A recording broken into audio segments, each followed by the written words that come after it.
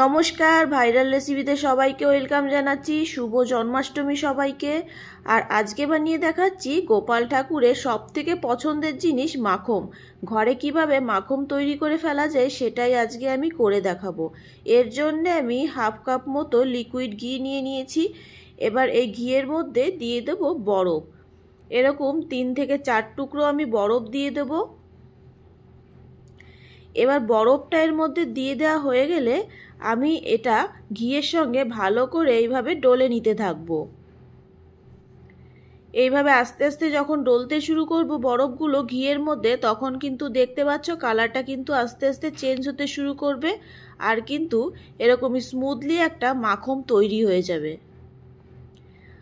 আর একটুখানি বেশি ডলে নিচ্ছি যাতে মাখনটা একেবারে তুলোর মতন তৈরি হয় আর মুখে দিলেই কিন্তু গলে যাবে, এমনভাবে মাখনটা তৈরি হয়ে যাবে। আর একটুখানি ভালো করে আমি বরফগুলো ডলে নিচ্ছি। এবার আস্তে আস্তে মাখন কিন্তু রেডি হয়ে গেছে। দেখতে পাচ্ছ পুরো সুন্দর মাখন তৈরি হয়ে গেছে। কালারটা দেখো কত সুন্দর হয়েছে। আমি চামচ দিয়ে একটু তুলে দেখিয়ে দিচ্ছি। এবার এটাকে একটা পাত্রে ঢেলে নেব। এবার একটা পাত্রে মাখনটুকু আমি ঢেলে দিচ্ছি।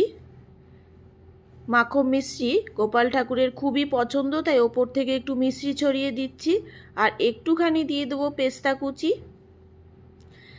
ব্যাস, জন্মাষ্টমী উপলক্ষে মাখন মিশ্রি আমার রেডি হয়ে গেছে। কেমন লাগলো রেসিপিটা অবশ্যই কিন্তু জানাবে। আর সবাইকে আরেকবার হ্যাপি জন্মাষ্টমী। সবাইকে রেসিপিটা দেখার জন্য অনেক ধন্যবাদ।